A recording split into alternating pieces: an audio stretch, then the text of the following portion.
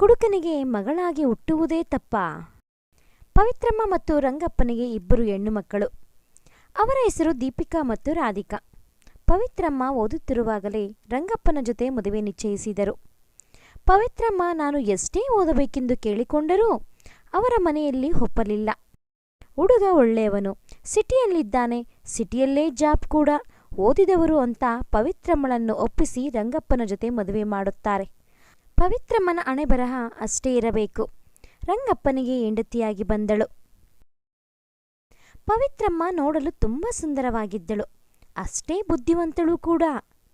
101 ಆಸೆಗಳನ್ನು ಹೊತ್ತು ಅತ್ತೆ ಮನೆಗೆ ಕಾಲಿಟ್ಟಳು. ಅವಳ ಸಂತೋಷ ಅಲ್ಲಿಗೆ ಮುಗಿದಿತ್ತು. ಮದುವೆಯಾದ ನಂತರ 1 ವಾರವೂ ಸಹ ಸಂತೋಷವಾಗಿರಲಿಲ್ಲ. 1 ವಾರದ ನಂತರ ರಂಗಪ್ಪ ತನ್ನ ನಿಜ ಸ್ವರೂಪವನ್ನು ತೋರಿಸಿದ.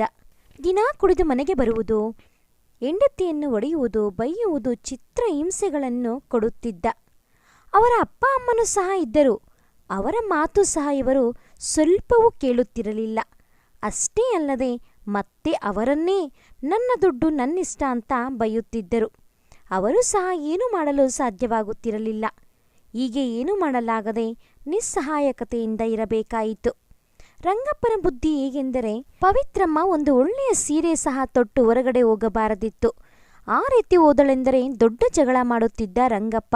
ಯಾರಿಗೋಸ್ಕರ ಈ ಸೀರೆ, ಯಾರಿಗೋಸ್ಕರ ಇಷ್ಟೊಂದು ರೆಡಿಯಾಗಿದ್ದು, ಯಾಕೆ ಎತ್ತ ಅಂತ ಅನುಮಾನ ಪಡುತ್ತಿದ್ದರು. ಅವರ ಅತ್ತೆ ಮಾವನಿಗೆ ಗೊತ್ತಿತ್ತು ನಮ್ಮ ಸೊಸೆ ಹೇಗೆ ಅಂತ. ಅವರ ಅಮ್ಮನೂ ರಂಗಪ್ಪನಿಗೆ ಚೆನ್ನಾಗಿ ಬೈದು ಸೊಸೆಗೆ ಸಪೋರ್ಟ್ ಮಾಡುತ್ತಿದ್ದರು. ಈ ಎಲ್ಲ ವಿಚಾರಗಳು ಪವಿತ್ರಮ್ಮ ತವರು ಮನೆಯಲ್ಲಿ ಹೇಳಬಹುದಿತ್ತು. ಆದರೆ ಮರ್ಯಾದೆ ಹೋಗುತ್ತದೆ, ಹಾಗೆ ಅವರು ಸಹ ದುಃಖ ಪಡುತ್ತಾರೆಂದು ಯಾವತ್ತೂ ಈ ವಿಷಯಗಳನ್ನು ತವರು ಮನೆಯಲ್ಲಿ ಹೇಳಿಕೊಂಡಿರಲಿಲ್ಲ. ಪವಿತ್ರಮ್ಮ ಅತ್ತೆ ಮನೆಯಲ್ಲಿ ಎಷ್ಟೇ ನೋವಾದರೂ ಎಲ್ಲವನ್ನೂ ಸಹಿಸಿಕೊಂಡು ತವರು ಮನೆಯವರಿಗೆ ಸಂತೋಷವಾಗಿದ್ದೇನೆ ಎಂದು ಹೇಳುತ್ತಿದ್ದಳು. ಹೀಗೆಯೇ 1 ವರ್ಷ ಕಳೆಯಿತು. 1 ವರ್ಷಕ್ಕೆ ದೀಪಿಕಾ ಹುಟ್ಟಿದಳು. ಹೆಣ್ಣು ಮಗು ಅಂತ ನಾನಾ ಮಾತೆಂದರು ರಂಗಪ್ಪ ಪವಿತ್ರಮ್ಮನಿಗೆ. ಅವರ ಮಾವನ ಆರೋಗ್ಯ ಅಷ್ಟರ ಮಟ್ಟಿಗೆ ಇದ್ದಿದ್ದರಿಂದ ಅವರೂ ತೀರಿಕೊಂಡರು. ಇನ್ನಿರುವುದು ಅವರ ಅತ್ತೆ ಮಾತ್ರ. ಮೊದಲು ಹೆಣ್ಣು ಮಗು ಹುಟ್ಟಿದೆ ಎಂದು ನಾನಾ ಮಾತೆಂದು ದಿನಾಗಲೂ ಪವಿತ್ರಮ್ಮನನ್ನು ಬೈಯುತ್ತಿದ್ದರು. ಗಂಡು ಮಗು ಬೇಕೆಂದು 2ನೇ ವರ್ಷಕ್ಕೆ ಮತ್ತೆ ಪ್ರೆಗ್ನೆಂಟ್ ಆದರು. ಮತ್ತೆ ಹೆಣ್ಣು ಮಗುವಾಯಿತು. ಡಾಕ್ಟರ್ಗಳು ಆಸ್ಪತ್ರೆಯಲ್ಲಿ ಹೇಳಿಬಿಟ್ಟರು, ಪವಿತ್ರಮ್ಮ ತುಂಬ ಸುಸ್ತಾಗಿದ್ದಾರೆ, ಮತ್ತೆ ಮತ್ತೆ ಮಕ್ಕಳಾದರೆ ಇವರ ಪ್ರಾಣಕ್ಕೆ ಅಪಾಯ ಎಂದು. ಅದರಿಂದ ಆಪರೇಷನ್ ಮಾಡಿಸಿಬಿಡಿ ಅಂತ ಹೇಳಿದರು. ಆದರೆ ರಂಗಪ್ಪ ಅದಕ್ಕೆ ಒಪ್ಪಲಿಲ್ಲ. ನನಗೆ ಗಂಡು ಮಗು ಬೇಕು ಅಂತ ವಾದ ಮಾಡಿದರು. ಆದರೆ ಡಾಕ್ಟರ್ಗಳು ಇವರನ್ನು ಬೈದು ಪವಿತ್ರಮ್ಮನಿಗೆ ಆಪರೇಷನ್ ಮಾಡಿದರು. ರಂಗಪ್ಪನ ಕೋಪ ಮತ್ತಷ್ಟು ಜಾಸ್ತಿ ಆಯಿತು. ಬಾಣಂತಿ ಅಂತ ನೋಡದೆ ದಿನಾ ಕುಡಿದು ಬಂದು ಪವಿತ್ರಮ್ಮನನ್ನು ಒಡೆಯುತ್ತಿದ್ದರು, ಚಿತ್ರಹಿಂಸೆಗಳನ್ನು ಕೊಡುತ್ತಿದ್ದರು. ಆದರೂ ಅದನ್ನೆಲ್ಲ ಪವಿತ್ರಮ್ಮ ಸಹಿಸಿಕೊಳ್ಳುತ್ತಿದ್ದರು. ಅವರ ಅತ್ತೆ ಆರ್ಥಿಕವಾಗಿ ಅಲ್ಲದಿದ್ದರೂ ಮಾನಸಿಕವಾಗಿಯಾದರೂ ಸಹಾಯ ಮಾಡುತ್ತಿದ್ದರು. ಆಗ ಆದರೂ ಸ್ವಲ್ಪ ರಂಗಪ್ಪನಿಗೆ ಭಯವಿತ್ತು. ಸ್ವಲ್ಪ ದಿನಗಳ ನಂತರ ಅವರ ಅತ್ತೆ ಸಹ ತೀರಿಕೊಂಡರು. ಈಗ ಹೇಳೋರು ಕೇಳೋರು ಯಾರ ಭಯವೂ ಇಲ್ಲದೆ ಆಯಿತು. ಮೊದಲು ರಾತ್ರಿ ಮಾತ್ರ ಕುಡಿಯುವವನು ಈಗ ಹಗಲೂ ರಾತ್ರಿ ಸ್ಟಾರ್ಟ್ ಮಾಡಿದನು ಕುಡಿಯಲು. ಕುಡಿದು ಹೋಗಿ ಆಫೀಸ್ನಲ್ಲಿ ಗಲಾಟೆ ಮಾಡುತ್ತಿದ್ದನು. ಇದನ್ನೆಲ್ಲ ನೋಡುತ್ತಿದ್ದ ಅವರ ಬಾಸ್ ಜಾಬಿಂದ ತೆಗೆದು ಹಾಕಿದರು. ಈಗ ಕೈಯಲ್ಲಿ 1 ರೂಪಾಯಿ ಕೂಡ ಕಾಸಿಲ್ಲ. ಹಾಗಂತ ಜಾಬೂ ಇಲ್ಲ. ಈಗಲಾದರೂ ಬುದ್ಧಿ ಬಂತ ಅಂದರೆ ಸ್ವಲ್ಪವೂ ಬುದ್ಧಿ ಬರಲಿಲ್ಲ.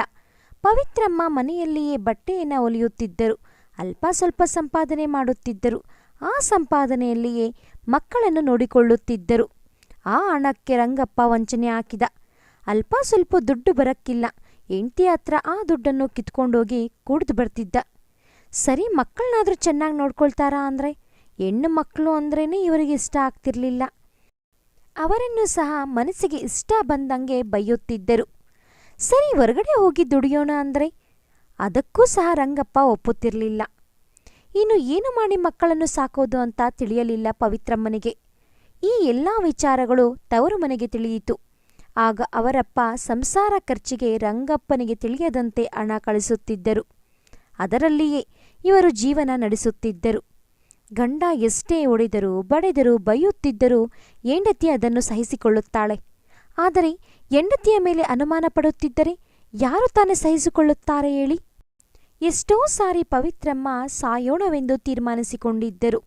ಆದರೆ ಮಕ್ಕಳಿಗೋಸ್ಕರ ಮಕ್ಕಳ ಜೀವನವನ್ನು ಯೋಚನೆ ಮಾಡಿ ಎಷ್ಟೇ ಕಷ್ಟ ಆದರೂ ಸಹಿಸಿಕೊಳ್ಳುತ್ತಿದ್ದರು. ಹೀಗೆಯೇ ತುಂಬ ವರ್ಷಗಳು ಕಳೆಯಿತು. ಯೋಚನೆ ಮಾಡಿ ಮಾಡಿ ಪವಿತ್ರಮ್ಮನ ಆರೋಗ್ಯ ತೀವ್ರ ವಿಷಾದವಾಯಿತು. ಇದ್ದಕ್ಕಿದ್ದಂತೆ IBPಯಿಂದ ಪವಿತ್ರಮ್ಮ ತೀರಿಕೊಂಡರು. ಆಗ ದೀಪಿಕಾ ಮತ್ತು ರಾಧಿಕಾಳ ವಯಸ್ಸು 13 ಮತ್ತು 14 ವರ್ಷ ಇತ್ತು ಅಷ್ಟೇ. ಈಗ ಅಮ್ಮನೂ ಇಲ್ಲ, ಅಪ್ಪ ಇದ್ದರೂ ಇಲ್ಲದಂತೆಯೇ. ಈಗ ಯಾರೂ ಇಲ್ಲದ ಅನಾಥರಾಗಿ ಬಿಟ್ಟರು. ಅಜ್ಜಿ ತಾತ ಇದ್ದರು, ಆದರೆ ಅವರಿಗೆ ವಯಸ್ಸಾಗಿತ್ತು. ಸರಿ, ಅಜ್ಜಿ ತಾತನ ಬಳಿ ಹೋಗೋಣವೆಂದರೆ ಅಲ್ಲಿ ಪವಿತ್ರಮ್ಮನ ಅಣ್ಣ ಮತ್ತು ಅತ್ತಿಗೆ ಇದ್ದರು. ಅವರ ಅತ್ತಿಗೆಗೆ ಮೊದಲೇ ದ್ವೇಷವಿತ್ತು. ಅವರ ಮಾವ ಎಲ್ಲಾನೂ ಮಗಳಿಗೆ ಕೊಡುತ್ತಿದ್ದಾರೆ ಅಂತ. ಇನ್ನಲ್ಲಿ ಹೋದರೆ ನಮ್ಮಿಂದ ಅವರು ತುಂಬ ಜಗಳ ಆಡಿಕೊಳ್ತಾರೆ ಅಂತ ಇವರು ಸುಮ್ಮನೆ ಇಲ್ಲೇ ಇದ್ದು ಬಿಟ್ಟರು. ಹೆಂಡತಿ ಸತ್ತ ಮೇಲೆ ರಂಗಪ್ಪ ಅಕ್ರಮ ಸಂಬಂಧಗಳ ದಾರಿ ಹಿಡಿದನು. ಮನೆಗೆ ಬರುವುದೇ ಅಪರೂಪವಾಗಿತ್ತು. ಇನ್ನು ರಾಧಿಕಾ ಮತ್ತು ದೀಪಿಕಾ ಭಯದಿಂದಲೇ ಮನೆಯಲ್ಲಿ ಇರಬೇಕಾಗಿತ್ತು. ಮನೆಯಲ್ಲಿ ಇಬ್ಬರೂ ಹೆಣ್ಣು ಮಕ್ಕಳು. ಅಮ್ಮ ಇಲ್ಲ, ಅಪ್ಪ ಇದ್ದರೂ ಇಲ್ಲದಂತೆ. ದೊಡ್ಡ ಕುಡುಕ. ಈಗಿರುವ ಪರಿಸ್ಥಿತಿಯಲ್ಲಿ ಪ್ರಪಂಚ ಇವರನ್ನು ಯಾವ ರೀತಿ ನೋಡುತ್ತದೆ ಎಂದು ಗೊತ್ತಲ್ಲವೇ? ಹೀಗೆಯೇ ಭಯದಿಂದ ದಿನಗಳು ಸಾಗುತ್ತಿದ್ದವು. ಒಂದು ದಿನ ರಂಗಪ್ಪ ಇದ್ದಕ್ಕಿದ್ದಂತೆ ಮದುವೆಯಾಗಿ ಮನೆಗೆ ಚಿಕ್ಕಮ್ಮನನ್ನು ಕರೆದುಕೊಂಡು ಬಂದಿದ್ದರು. ಅವರಿಗೂ ಸಹ ಇದು 2ನೇ ಮದುವೆ. ಆ ಅಮ್ಮನಿಗೆ ಒಬ್ಬ ಮಗ ಇದ್ದ. ಅವನು ಇವರಿಗಿಂತ ದೊಡ್ಡವನು. ತಾಯಿ ಇಲ್ಲದ ಮಕ್ಕಳು ಅಂತ ರಾಧಿಕಾ ಮತ್ತು ದೀಪಿಕಾಳಿಗೆ ಅವರ ತಾತ ಪವಿತ್ರಮ್ಮನ ಆಸ್ತಿಯನ್ನು ಇವರ ಹೆಸರಿಗೆ ಬರೆದಿದ್ದನು. ಈ ವಿಷಯವನ್ನು ತಿಳಿದುಕೊಂಡ ರಂಗಪ್ಪ ಹೇಗಾದರೂ ಆಸ್ತಿಯನ್ನು ಮಾರಿ ಆ ದುಡ್ಡನ್ನು ಇವರ ಕೈವಶ ಮಾಡಿಕೊಳ್ಳಬೇಕೆಂದು ಒಂದು ಉಪಾಯ ಮಾಡಿದರು. ರಾಧಿಕಾ ಮತ್ತು ದೀಪಿಕಾ ಇನ್ನೂ ಚಿಕ್ಕವರು. ಅವರಿಗೆ ಯಾವುದು ತಪ್ಪು ಯಾವುದು ಸರಿ ಎಂದು ತಿಳಿದುಕೊಳ್ಳುವ ವಯಸ್ಸು ಆಗಿರಲಿಲ್ಲ. ಅಪ್ಪ ಹೇಳಿದಂತೆ ಕೇಳುತ್ತಿದ್ದರು. ಇವರ ಆಸ್ತಿಯನ್ನು ಹೇಗಾದರೂ ಮಾಡಿ ಇವರ ಕೈವಶ ಮಾಡಿಕೊಳ್ಳಬೇಕೆಂದು ಚಿಕ್ಕಮ್ಮ ಮತ್ತು ಅವರ ಅಪ್ಪ ಪ್ರೀತಿಯ ಸುರಿಮಳೆಯನ್ನು ಸುರಿಸುತ್ತಿದ್ದರು. ಅವರ ಅಪ್ಪ ಇವರ ಹತ್ತಿರ ಬಂದು ಕಣ್ಣೀರು ಸಿರಿಸುತ್ತಾ, ನಾನು ಎಷ್ಟು ದಿನ ನಿಮಗೆ ತುಂಬಾ ನೋವು ಕೊಟ್ಟುಬಿಟ್ಟೆ, ನನ್ನನ್ನು ಕ್ಷಮಿಸಿ. ನಾನು ಇನ್ಮೇಲೆ ನಿಮ್ಮನ್ನು ಚೆನ್ನಾಗಿ ನೋಡಿಕೊಳ್ಳುತ್ತೀನಿ. ಇನ್ಮೇಲೆ ನಾನು ಕುಡಿಯಲ್ಲ ಅಂತ ಹಾಗೆ ಹೀಗೆ ನಾಟಕ ಮಾಡಿದನು. ಅಪ್ಪ ಮಾಡುತ್ತಿರುವುದು ನಾಟಕ ಎಂದು ತಿಳಿದುಕೊಳ್ಳುವ ವಯಸ್ಸು ಇವರಿಗೆ ಇರಲಿಲ್ಲ. ಒಂದು ದಿನ ರಂಗಪ್ಪ ಮಕ್ಕಳ ಹತ್ತಿರ ಬಂದು, ಹಳ್ಳಿಯಲ್ಲಿ ನಿಮ್ಮ ಹೆಸರಿನಲ್ಲಿರ್ತಕ್ಕಂಥ ಆಸ್ತಿಯೆಲ್ಲ ಮಾರಿ ಸಿಟಿಯಲ್ಲಿ ಸೈಟುಗಳನ್ನು ತೆಗೆದುಕೊಳ್ಳೋಣ. ಹಳ್ಳಿಯಲ್ಲೇ ಇದ್ರೆ ಏನು ಬೆಳೆಯುತ್ತೆ? ಅದೇ ಸಿಟಿಯಲ್ಲಿ ತಗೊಂಡ್ರೆ 1ಕ್ಕೆ 2 ದುಡ್ಡು ಮಾಡಬಹುದು ಅಂತ ಅವರನ್ನು ನಂಬಿಸಿ ಆ ಒಂದು ಆಸ್ತಿಯನ್ನು ಮಾರಾಟಕ್ಕೆ ಇರಿಸಿದ. ಅದರಲ್ಲಿ ಒಳ್ಳೆಯ ದುಡ್ಡೇ ಬಂತು. ದುಡ್ಡು ಇವರ ಕೈವಶ ಆಗುತ್ತಿದ್ದಂತೆ ಅವರ ಅಸಲಿ ಸ್ವರೂಪ ಮತ್ತೆ ಶುರುವಾಯಿತು. ಆ ಒಂದು ದುಡ್ಡಿನಲ್ಲಿ ರಂಗಪ್ಪ, ಹೆಂಡ್ತಿ, ಮಗ ಇವರೆಲ್ಲ ಇದರಲ್ಲಿ ಮೋಜು ಮಸ್ತಿ ಚೆನ್ನಾಗೇ ಮಾಡ್ತಿದ್ರು. ಒಂದು ದಿನ ದೀಪಿಕಾ ರಂಗಪ್ಪನ ಹತ್ತಿರ ಹೋಗಿ, ಅಪ್ಪ ಸೈಟುಗಳನ್ನು ತೆಗಿಬೇಕು ಅಂತ ಅಂದ್ರಿ ಸಿಟಿಯಲ್ಲಿ, ಏನು ಮಾಡಿದ್ರಿ ಅಂತ ಕೇಳಿದ್ಲು. ಇದಕ್ಕೆ ರಂಗಪ್ಪ ಸಿಟ್ಟಿನಿಂದ, ನನಗೇ ನೀನು ಲೆಕ್ಕ ಕೇಳೋಳು ಆಗೋದಾ? ನಿಮ್ಮನ್ನು ಓದಿಸೋಕ್ಕೆ ಸುಮ್ಮನೆ ಆಗ್ತಾ ಇದೆಯಾ? ನಿಮ್ಮ ತಿಂಡಿಗೆ ನಿಮ್ಮ ಖರ್ಚೆಲ್ಲ ಯಾರು ನೋಡ್ಕೊಳ್ತಾ ಇದ್ದಾರೆ? ಸುಮ್ಮನೆ ಒಂದು ಮೂಲೆಯಲ್ಲಿ ಕುಟ್ಕೊಂಡಿರು, ಇಲ್ಲ ಅಂದ್ರೆ ಮನೆಯಿಂದ ಹೊರಗಡೆ ಹೋಗು ಅಂತ ದೀಪಿಕಾ ಮೇಲೆ ಕೂಗಾಡಿದರು. ಈಗ ಇವರ ದುಡ್ಡೇ ಇವರದಾಗದಂತ ಆಯಿತು. ಇವರ ದುಡ್ಡಿನಲ್ಲಿ ಅವರು ಮೋಜು ಮಸ್ತಿ ಚೆನ್ನಾಗೇ ಮಾಡುತ್ತಿದ್ದರು. ಆದರೆ ಇವರಿಗೆ 1 ರೂಪಾಯಿಯೂ ಕೂಡ ಕೊಡುತ್ತಿರಲಿಲ್ಲ. ಅದೇ 2ನೇ ಹೆಂಡತಿಯ ಮಗ ಕೇಳಿದರೆ ಎಷ್ಟು ಬೇಕೆಂದರೂ ಕೊಡುತ್ತಿದ್ದ. 2ನೇ ಹೆಂಡತಿಯ ಮೋಜಿನಲ್ಲಿ ಬಿದ್ದು ತೇಳುತ್ತಿದ್ದ ರಂಗಪ್ಪ. 2ನೇ ಹೆಂಡತಿ ಎಷ್ಟು ಹೇಳಿದರೆ ಅಷ್ಟು. ತನ್ನ ರಕ್ತವನ್ನು ಹಂಚಿಕೊಂಡು ಹುಟ್ಟಿದ ಮಕ್ಕಳ ಮೇಲೆ ಸ್ವಲ್ಪವೂ ಪ್ರೀತಿ ಇರಲಿಲ್ಲ. ಅದೇ 2ನೇ ಹೆಂಡತಿಯ ಮಗನ ಮೇಲೆ ಪ್ರೀತಿಯ ಸುರಿಮಳೆಯೇ ಸುರಿಸುತ್ತಿದ್ದ. ಯಾಕೆಂದರೆ ಅವನ ಗಂಡು ಮಗು ಅಲ್ಲವೇ? ಅದು ಅವರ ಉದ್ದೇಶ. ರಂಗಪ್ಪನಿಗೆ ಗಂಡು ಮಕ್ಕಳೆಂದರೆ ಇಷ್ಟವಾಗುತ್ತಿತ್ತು. ಹೆಣ್ಣು ಮಕ್ಕಳನ್ನು ಮನುಷ್ಯರೆಂದೂ ಸಹ ನೋಡುತ್ತಿರಲಿಲ್ಲ. ಇವರಿಗೆ 3 ಹೊತ್ತು ಊಟ ಸಹ ಇಡುತ್ತಿರಲಿಲ್ಲ ಅವರ ಚಿಕ್ಕಮ್ಮ. ಅವರಿಗೆ ಬೇಕಾಗಿರುವುದನ್ನು ಚೆನ್ನಾಗಿ ಮಾಡು ತಿನ್ನುತ್ತಿದ್ದರು. ಆದರೆ ಇವರಿಗೆ ಮಾತ್ರ ಊಟ ಇಡಲು ಅವರ ಚಿಕ್ಕಮ್ಮನಿಗೆ ಕೈ ಬರುತ್ತಿರಲಿಲ್ಲ. ಹೀಗೆ ಸ್ವಲ್ಪ ವರ್ಷಗಳು ಕಳೆದವು. ದೀಪಿಕಾಗೆ 20 ವರ್ಷ ಹಾಗೂ ರಾಧಿಕಾಗೆ 19 ವರ್ಷ ಬಂತು. ಚಿಕ್ಕಮ್ಮನ ಮಗನಿಗೆ 25 ವರ್ಷ ತುಂಬಿತ್ತು. ದೀಪಿಕಾ ಮತ್ತು ರಾಧಿಕಾ ಯಾವತ್ತೂ ಅಷ್ಟೇನೆ ಚಿಕ್ಕಮ್ಮನ ಮಗ ಎಂದು ನೋಡಿರಲಿಲ್ಲ. ಸ್ವಂತ ಅಣ್ಣನ ರೀತಿಯಲ್ಲಿ ನೋಡುತ್ತಿದ್ದರು. ಆದರೆ ಅವರಿಗೆ ಆ ಭಾವನೆ ಇರಲಿಲ್ಲ. ಇವರನ್ನು ಕೆಟ್ಟ ದೃಷ್ಟಿಯಲ್ಲಿ ನೋಡುತ್ತಿದ್ದ. ಇವರ ಹತ್ತಿರ ಕೆಟ್ಟರಾಗಿ ಪ್ರವರ್ತಿಸುತ್ತಿದ್ದನು. ಈ ವಿಷಯದ ಬಗ್ಗೆ ಚಿಕ್ಕಮ್ಮನಿಗೆ ಹೇಳಿದರೆ, ನನ್ನ ಮಗನ ಬಗ್ಗೆ ಇಲ್ಲದ ಸಲ್ಲದ ದೂರುಗಳನ್ನು ಹಾಕುತ್ತಿದ್ದೀರಿ ಅಂತ ಇವರನ್ನೇ ಬೈಯುತ್ತಿದ್ದರು. ತಂದೆಗೆ ಹೇಳಿದರೆ ತಂದೆಯೂ ಸಹ ಇವರನ್ನೇ ದೂಷಿಸುತ್ತಿದ್ದರು. ಏನು ಮಾಡುವುದು, ಹೇಗೆ ಮಾಡುವುದು ಎಂದು ಗೊತ್ತಿಲ್ಲದೆ ಭಯದಿಂದಲೇ ಮನೆಯಲ್ಲಿ ಇರುತ್ತಿದ್ದರು. ದಿನಗಳು ಕಳೆಯುತ್ತಾ ಅವರ ಅಣ್ಣ ಇವರ ಹತ್ತಿರ ಇನ್ನೂ ತುಂಬ ಕೆಟ್ಟದಾಗಿ ನಡೆದುಕೊಳ್ಳುತ್ತಿದ್ದ. ಇವೆಲ್ಲವನ್ನು ಸಹಿಸಿಕೊಳ್ಳಲಾಗದೆ ದೀಪಿಕಾ ಮತ್ತು ರಾಧಿಕಾ ಒಂದು ನಿರ್ಣಯವನ್ನು ತೆಗೆದುಕೊಂಡರು. ಈ ಮನೆಯಲ್ಲೇ ಇದ್ದರೆ ನಾವು ಆಗುವುದಿಲ್ಲವೆಂದು ಮನೆಯಿಂದ ಹೊರಟು ಹೋದರು. ಒಂದೆರಡು ದಿನ ಸ್ನೇಹಿತರ ಮನೆಯಲ್ಲಿ ಆಶ್ರಯ ಪಡೆದರು.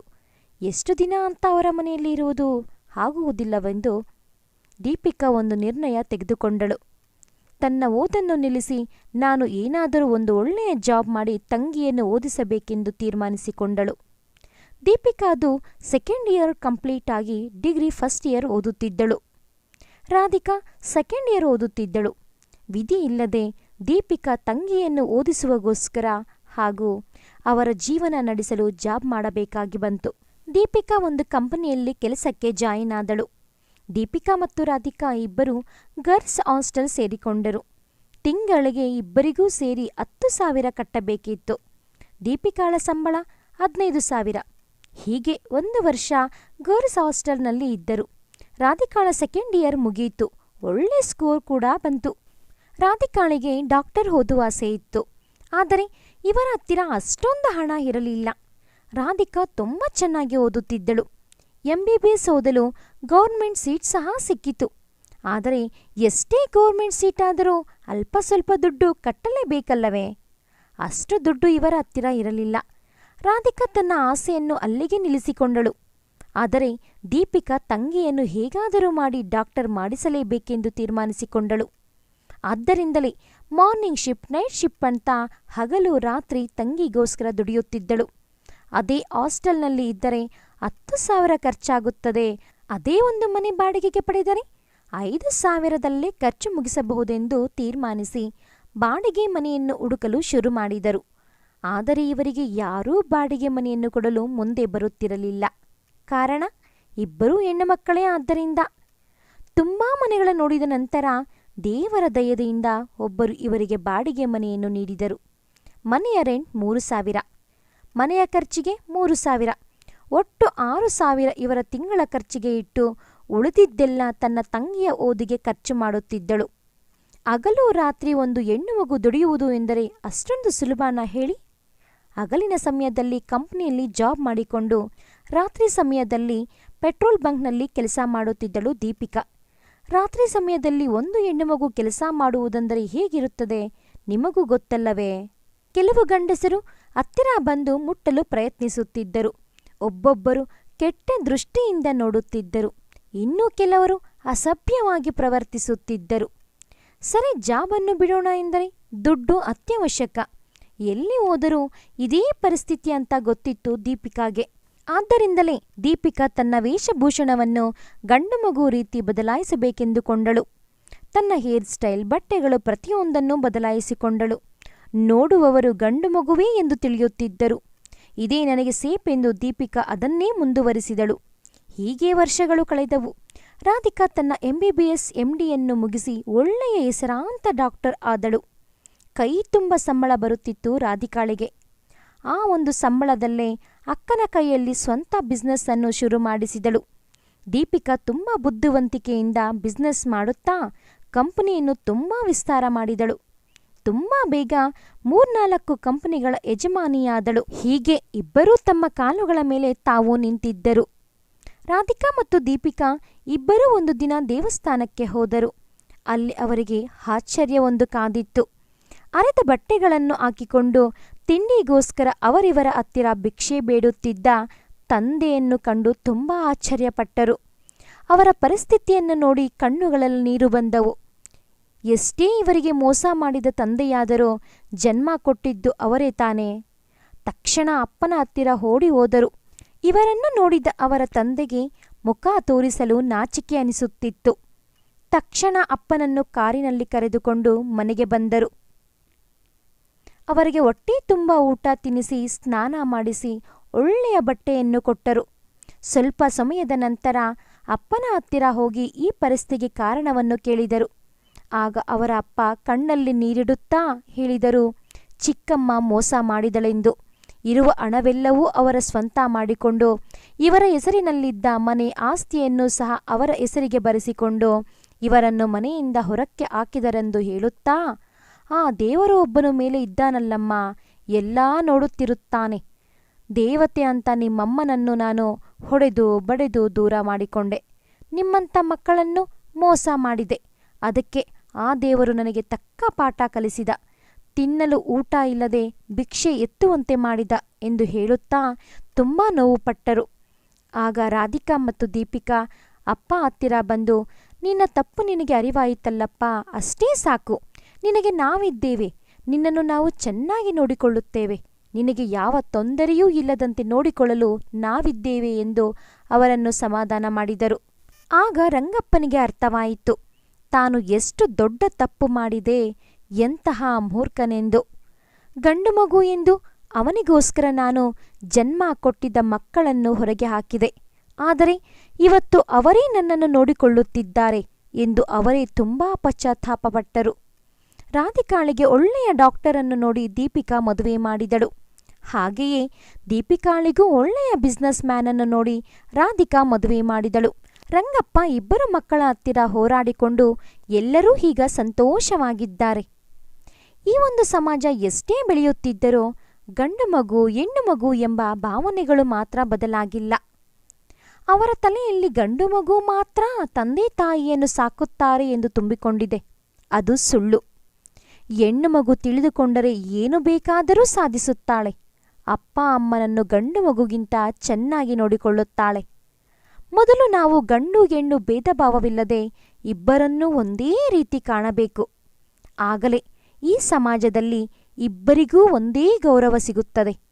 ಛಲ ಇದ್ದರೆ ಏನನ್ನಾದರೂ ಸಾಧಿಸಬಹುದು ಎನ್ನುವುದಕ್ಕೆ ರಾಧಿಕಾ ಮತ್ತು ದೀಪಿಕಾ ಉದಾಹರಣೆ. ಹೆಣ್ಣು ಗಂಡು ಎಂಬ ಭಾವನೆಯನ್ನು ಬಿಟ್ಟು ಇಬ್ಬರನ್ನೂ ಒಂದೇ ರೀತಿ ಕಾಣಲು ದಯವಿಟ್ಟು ಪ್ರಯತ್ನಿಸಿ. ಈ ಒಂದು ಕತೆ ನಿಮಗೆ ಇಷ್ಟ ಆಗಿದ್ದಲ್ಲಿ ಪ್ಲೀಸ್ ಲೈಕ್ ಮಾಡಿ, ಶೇರ್ ಮಾಡಿ, ಸಬ್ಸ್ಕ್ರೈಬ್ ಆಗೋದನ್ನು ಮರಿಬೇಡಿ. ಹಾಗೆಯೇ ಈ ಒಂದು ಕತೆ ನೀವು ಕೇಳಿದ್ದಕ್ಕಾಗಿ ನಿಮ್ಮೆಲ್ಲರಿಗೂ ನನ್ನ ಧನ್ಯವಾದಗಳು. Thanks for watching this video.